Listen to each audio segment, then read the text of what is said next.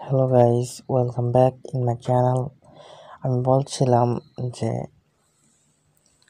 সালমান খানের মুভিটি আমি এক্সপ্লেন করব, কিন্তু করতে পারতেছি না। আমি তার ট্রিজার রিলিজ হয়েছে তাও দেখছি, এবং সেটি মুভি রিলিজ হবে 30 তারিখ তাও শুনছি।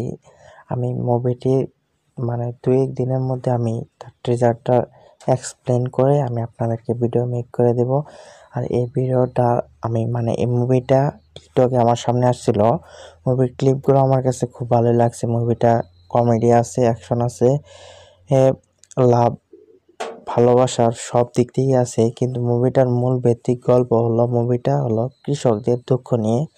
ভারতের কিছু অঞ্চলে মনে করেন কৃষকদের এমন পরিস্থিতি রয়েছে, বাংলাদেশেরও কিছু এমন পরিস্থিতি রয়েছে, তা মনে করেন এই মুভিতে তুলে ধরা হয়েছে যে কৃষকদের সবসময় মূল্য দেওয়া হয় না। তাদের সব জায়গাতেই নিয়ম বেআইন করা হয়। তাদের সব জায়গাতেই তাদেরকে ঠকানো হয়। যেমন কোনো কিছু বিক্রির ক্ষেত্রেও, কোনো কিছু সরকারিভাবে গ্রহণের ক্ষেত্রেও এমপি মন্ত্রীরা তাদের সাথে জুলুম করে। সেই জুলুমের উপরেই মুভিটা বেস করে মেক করা হয়েছে। মুভিটার শুরুতে দেখানো হয় নায়ক বিদেশ থেকে আসে পড়ালেখা করে। নায়কের বাবা এবং নায়কের যে দাদারা কোম্পানি ছিল, সেই কোম্পানিতে একটি নিয়ম হলো যে কোম্পানির ফাউন্ডার বা চেয়ারম্যান হবে তাকে 100 দিন তাদের সামনে, যে চেয়ারম্যান বা শেয়ার হোল্ডার আছে তাদের কারোর সামনে আসা যাবে না। তাকে নিজস্ব মতো 100 দিন জীবনযাপন করতে হবে। সেই উপলক্ষে নায়ক সব কিছু রাইখা সে বাসা থেকে বের হয়ে যায়। সে একটি ট্রেনে চড়ে বা একদিন কাজ করার পরে সে ট্রেনে চড়ে, ট্রেনের থেকে এই গ্রামে আসে। সেখান থেকে এই কাহিনীটা শুরু হয়। এই মুভির মেন গল্পটা এই কাহিনী থেকে শুরু হয়। নায়কের চাচাও এরকম কইরা 100 দিনের জন্য বের হয়েছিল, কিন্তু সে আর বাসায় ফিরে নাই। সেজন্য তার চাচি তার উপর অনেক রাগ করে। তার জন্য তাকে মেরে ফেলার জন্য তার চাচি অনেক ভিলেন দিয়ে খোঁজায়।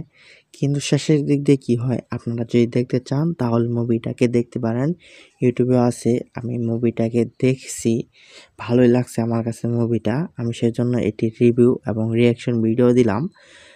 সবাই মুভিটাও দেখতে পারেন। মুভিটা ইউটিউবে পেয়ে যাবেন। আমি মুভির লিঙ্ক ডিসক্রিপশনে দেওয়ার চেষ্টা করব, বা মুভির নামটা ডিসক্রিপশনে দেওয়ার চেষ্টা করব। সবাই চেক করে দেখে আসবেন। ধন্যবাদ। ভিডিওটা শেষ করার আগে আমি বলি, আমি ভিডিও তেমন ভালো করে এডিট করতে পারি না। আমি এডিট করার চেষ্টা করতেছি, ভয়েসও তেমন ভালো করে দিতে পারি না, ভালো করে দেওয়ার চেষ্টা করতেছি। তাই সবাই চ্যানেলটাকে সাবস্ক্রাইব করবেন। আমি ভালো ভালো ভিডিও আনার চেষ্টা করব। আর আমার সামনে কিছুদিন পরে পরীক্ষা, সেজন্য আমি সময় দিতে পারতেছি না। পরীক্ষা শেষ হওয়ার পরে আমি আপনাদেরকে ফুললি দিনে একটি করে মুভি এক্সপ্লেন করার চেষ্টা করব, আর বা অ্যানিমে বা ড্রামা এক্সপ্লেন করার চেষ্টা করব, বা রিঅ্যাকশন ভিডিও দেওয়ার চেষ্টা করব। সবাই চ্যানেলটাকে সাবস্ক্রাইব করে রাখেন।